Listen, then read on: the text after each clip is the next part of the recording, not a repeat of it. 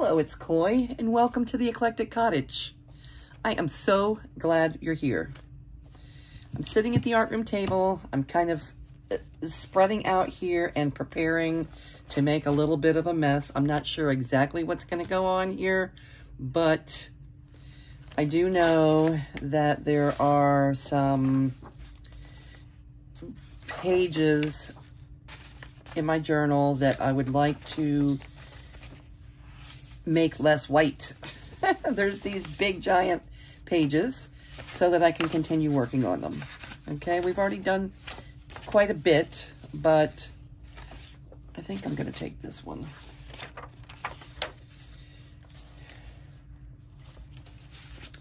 Yeah, remember we made this double pocket with wallpaper recently on the Vivaldi page.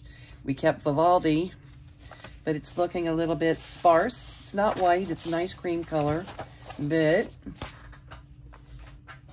I'd like to give it a little bit more color. And I do want to kind of try to protect, well, sort of the front of the, I don't really want to. It's okay if some paint gets up on the pockets, but I don't want to cover that in paint or stain. So how's everybody doing? That's really what I wanted to ask. How are you doing? And what's going on in your craft room? Anything fun? Anything crafty? Let me know in the comments.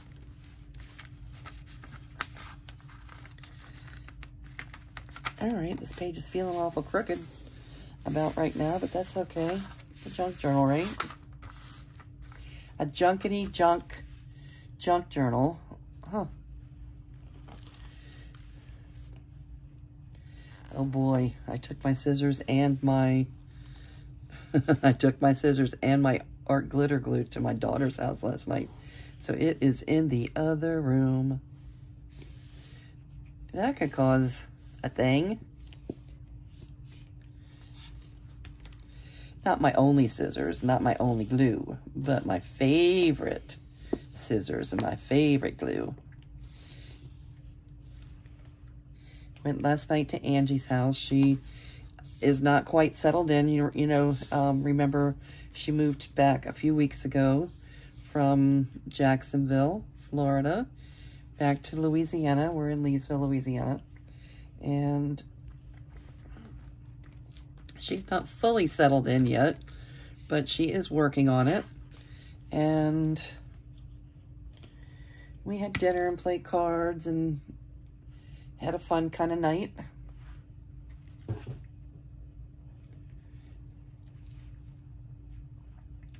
All right, you sit over there for a minute. I could use tacky glue. As a matter of fact, why don't I? All right, we'll get to this in a few minutes when our glue is cooperating more here.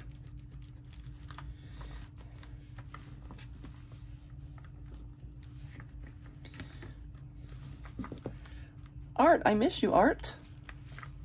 Art glitter glue. All right. So,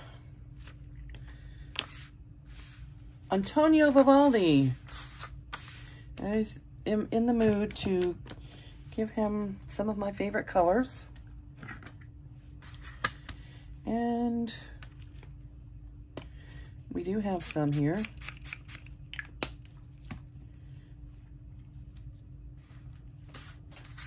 I put down a giant page, a giant watercolor page and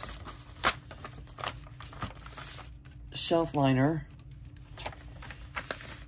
to kind of protect to protect the dust, not to protect the dust, to prevent a lot of pooling under there. Maybe it could absorb things. All right, let's give a little stain. There's a way, you can coffee dye your paper, or you can distress dye your paper. You can watercolor dye your paper. There's a lot of things you can do to dye your paper. Food coloring. Ritz dye. Clothing coloring. All right, so many options. If you can think of more, put them down in the comments because there are lots of options. All right, that was, what was that? That was linen. That was antique linen. Distress spray. And this is a little bit darker color. And I don't want to put much of this. It's not my intent to make it too overly grungy. But a little bit might not hurt. Oh, that feels like a lot. It feels like a lot. So maybe we will.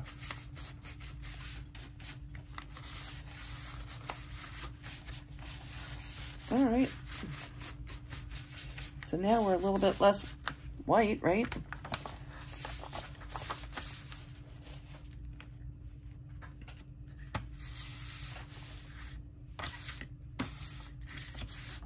This is just a regular old acrylic block.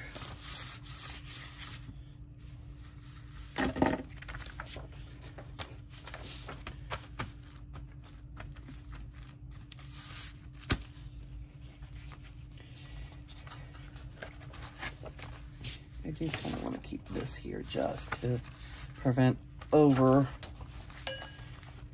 sharing over there on that page. I don't mind if it gets a little bit over there, but not too much.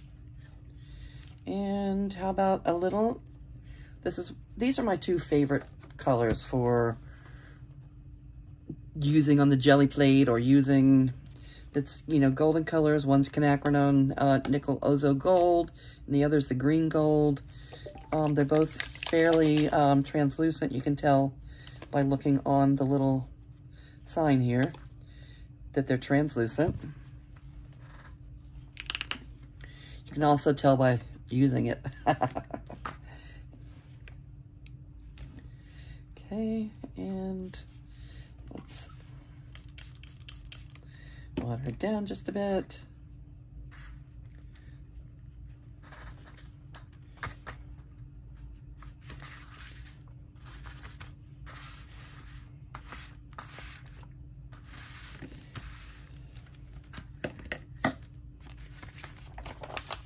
And add some color.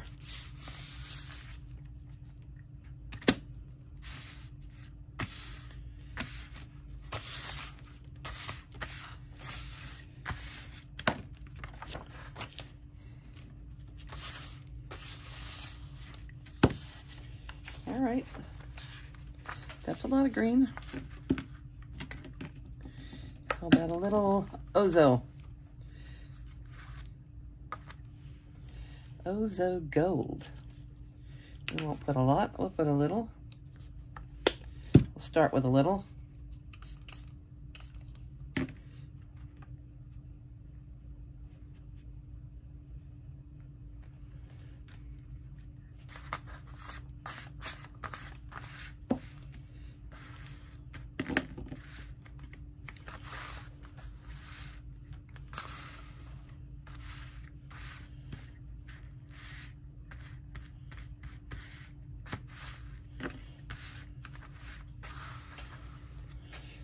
All right.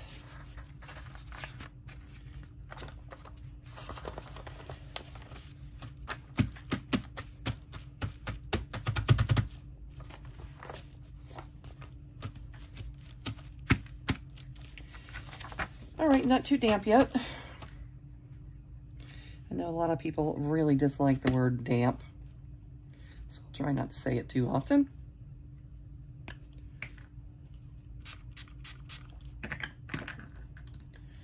A little more of the linen.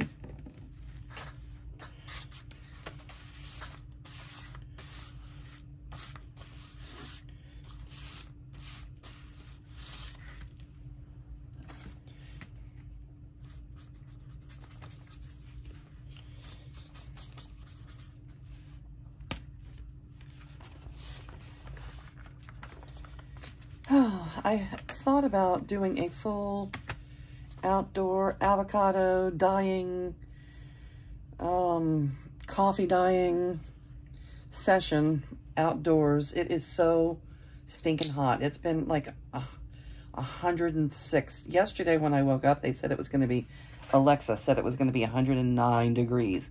I have never, I mean, I've been at 106, but until then, I had never been over 105 degrees in my life.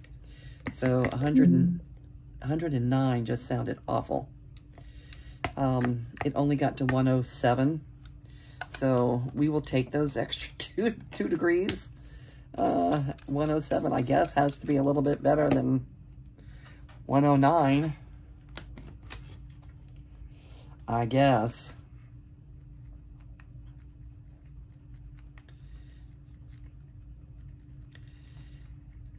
How are all of you holding up through the heat? We just really need some rain here. Our grass and our crops, you know, in this area are drying up. I mean, we're not used to this. It's not like we're Arizona or something. We're not in the desert. We did have similar last year, but not like this. Not with these temperatures. But we did have quite a long phase without rain last year too. Our grass really suffered.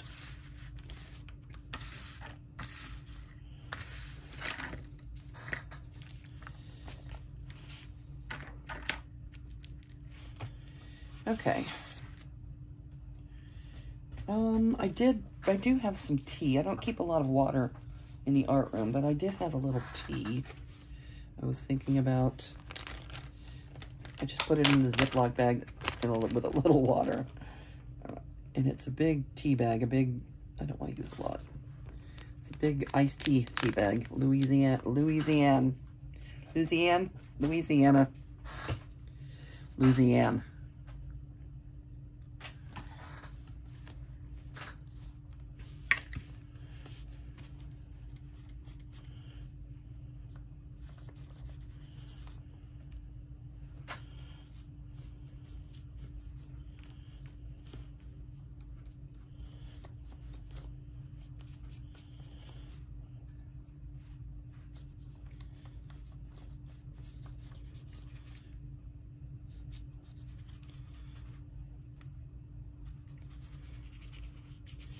Maybe fall, maybe October would be a better time for a big dyeing session.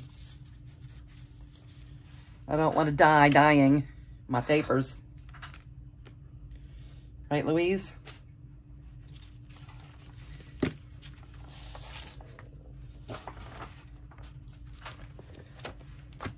Louise at the Creative Coven,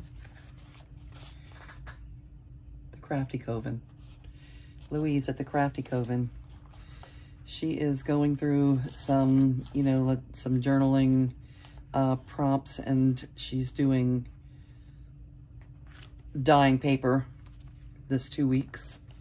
So I thought I would play along with her since I was already going to have the paints out anyway. And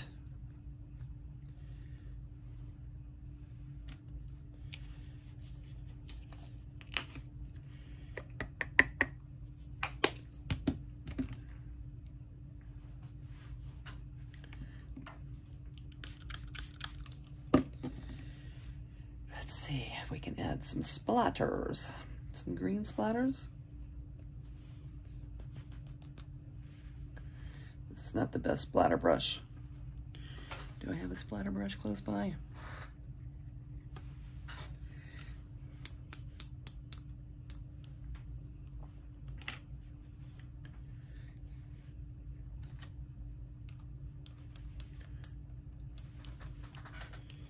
Just want to get a little color on the page. These are kind of earthy colors and can handle most any other color going with it. I wouldn't mind putting pinks or oranges or any, maybe not purple. Purple doesn't have a big place in my repertoire. Are any of you purple lovers? Do you use a lot of purple in your work? I guess when, you know, there's colors like that, and I like purple. It's not that I don't like purple. Purple is pretty in purple. But it's not something that I personally use very often.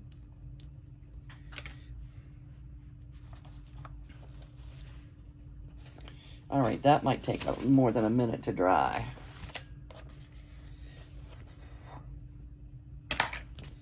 Let's see.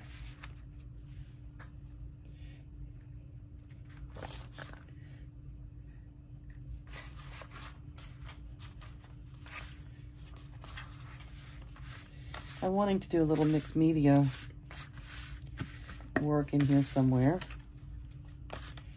on one of these pages.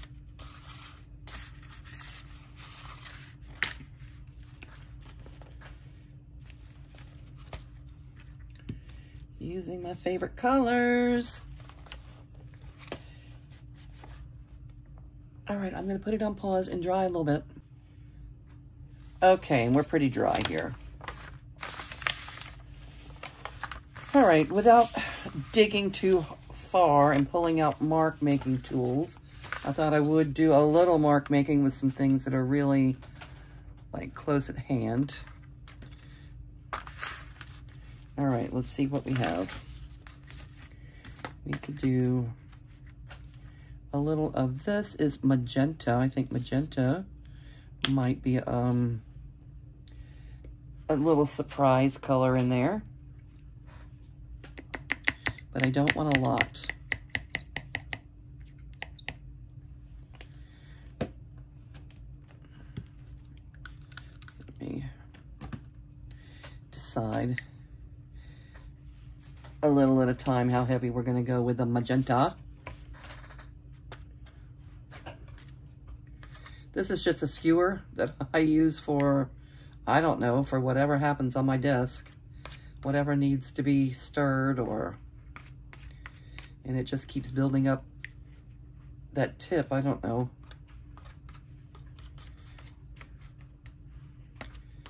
All right. I think that's enough for that page. Let's see. Hi, Chi-Chi. Chi-Chi, the art room dog, is making an appearance.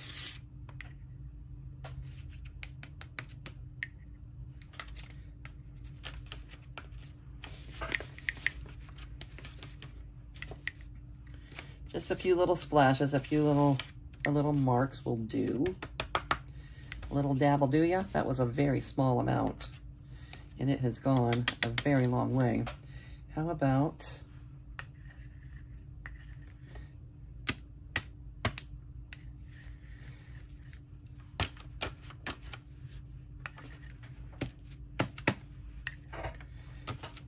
a few marks like that?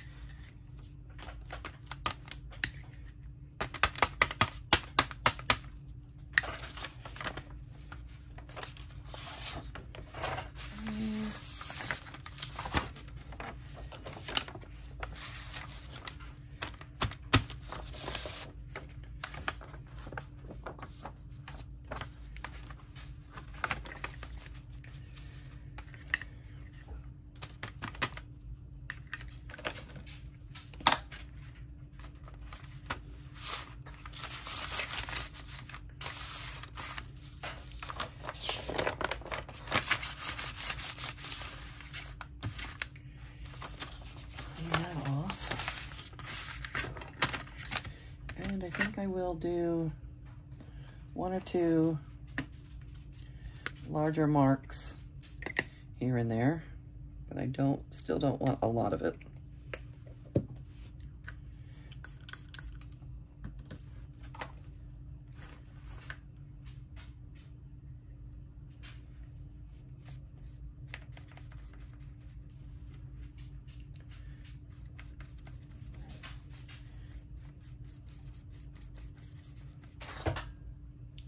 Come sit down, Chi-Chi. Filming. No.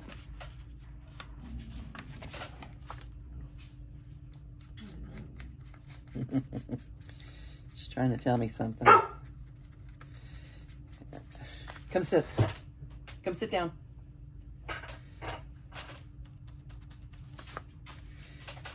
Okay, I'm gonna have to probably pause here very shortly to go see what she wants or needs.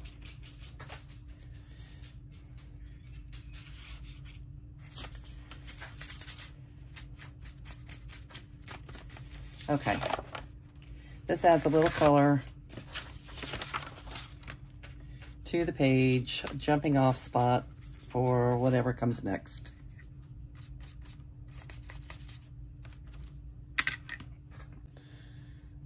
Okay, I'm back. Chi-Chi's happy, and our papers are dry. Looks a little messy, I know. But this is mixed media, and we're allowed to be messy. So I think what I'm going to do now, I want to make some fodder, but I'm going to, this is a large page. This is Chinese rice paper. You can see, you know, here it just tells how durable and resistant and insect resistant and long lasting, good lubrication, lasts for many, many years in museums. Anyway, it's a museum quality paper, and I happen to have some in my stash. So I'm going to do a little bit more just dyeing, I just want to, I could use a larger brush, right? I'm gonna tea dye it.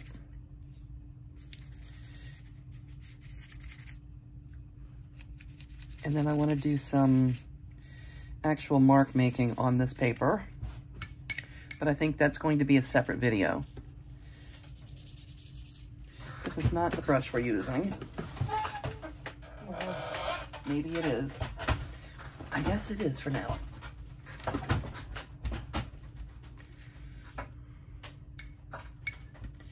It's what I have at hand.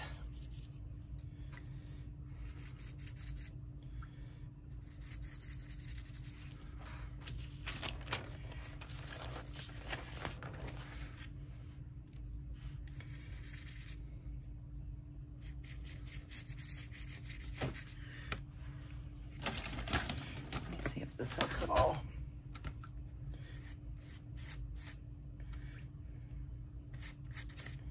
No.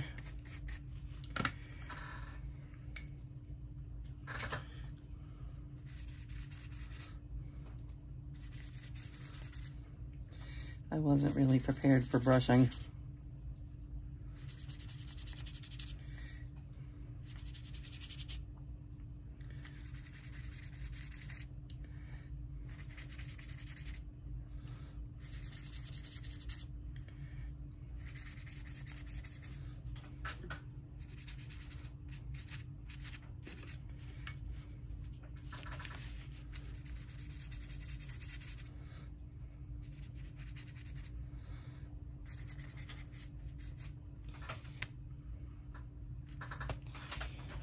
Let's see.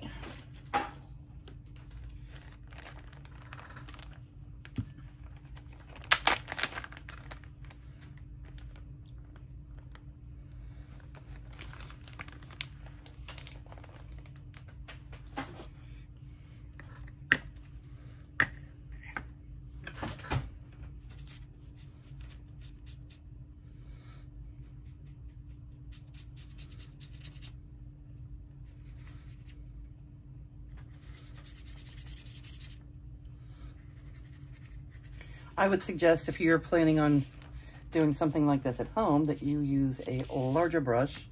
Be more prepared than I was. Not that I don't have paintbrushes, I have plenty of paintbrushes, just none at hand.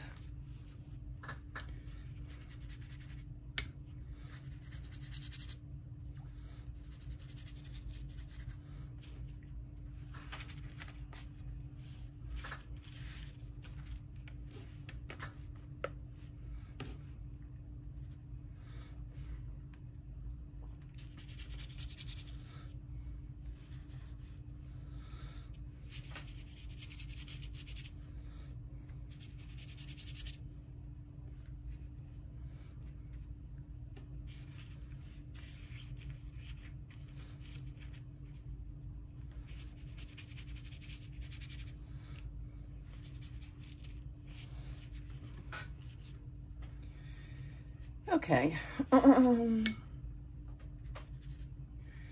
And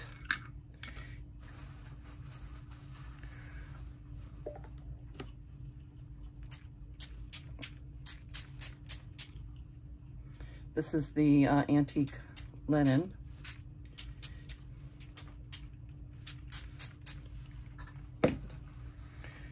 Maybe one little spray of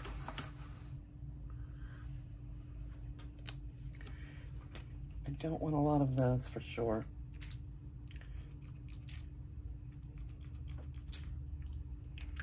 Okay.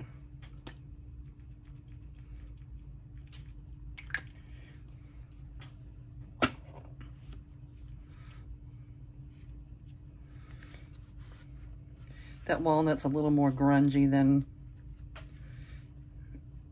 I care for.